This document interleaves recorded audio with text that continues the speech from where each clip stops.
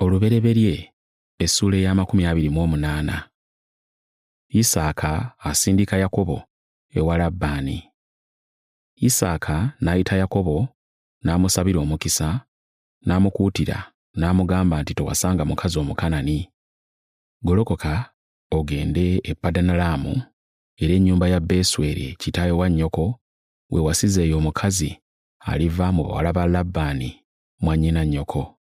Era Katonda omuyinza w'ebintu byonna akwazenga ofuuke kitaawe w'amawanga amangi era akuwa omukisa gwa Ibulayimu gwe n'ezzadde lyo osikire ensi eno gy'olimu Katonda gye yawa Ibulayimu. Isaaka n'asindika Yakobo n'agenda e Padanalaamu eri Labbaani omwana wa Besweri Omusuuli mwannyina Lebbeeka nnyina wa Yakobo ne Esawu. Esawu awasa omukazi omulala.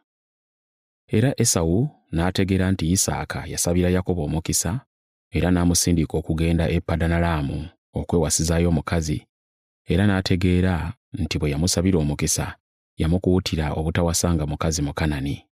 Era Esawu n'ategeera nga Yakobo yawulira kitaawe ne nnyina era ng'agenze e Padanalaamu. Esawu bwe yategeera nga kitaawe tayagala bakazi Bakanani, n'agenda ewa Isimayiri omwana wa Ibulayimu n'awasa muwala we Makalasi mwannyina Nebayoosi okuba mukazi we. Yakobo n'ava mu Beeruseba n'ayolekera e Kalani.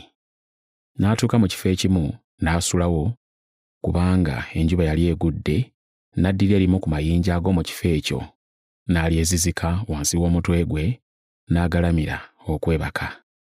N'aloota ng'alaba amadaala agasimbiddwa ku ttaka n'entikko yaago ng'etuuka mu ggulu, era laba bamalayika ba Katonda nga balinnya era nga bakka ku go.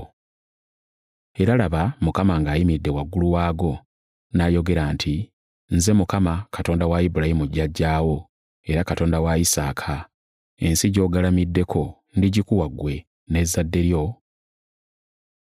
lyo linaabanga ng'enfuufu ey'oku nsi, era olibuna ebugwanjuba n'ebuvanjuba n'obukiikakkono n'obukiikaddyo, ne mu ggwe ne mu zzadde lyo ebika byonna eby'omu nsi mwe biriweerwa omukisa.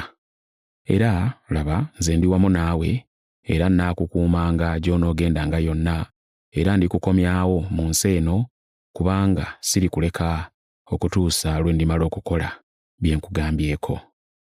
Yakobo n'azuukuka mu tulo n'ayogera nti, Mazima Mukama ali mu kifo kino nange mbadde simanyi.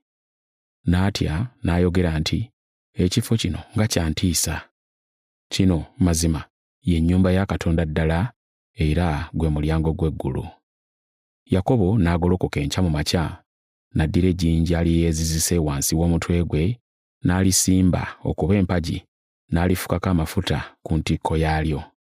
N'atuuma ekifo ekyo erinnya lyakyo Beseri, naye erinnya ly'ekibuga ekyo olubereberye lyali Luzi. Yakobo ne yeeyama obweyamo ng'ayogera nti, Katonda bw'anaabanga awamu nange, era bw'anankuumiranga mu kkubo lino lye ŋŋendamu, era bw'anampanga emmere ey'okulya n'engoye ez'okwambala, n'okudda n'enzira mu nnyumba ya kitange n'emirembe, Mukama n'alyoka abeera Katonda wange, n'ejjinja lino lye nsimbye okuba empagi liriba ennyumba ya Katonda, era ku byonna by'onompanga siiremenga kukuwa ggwe ekitundu eky'ekkumi.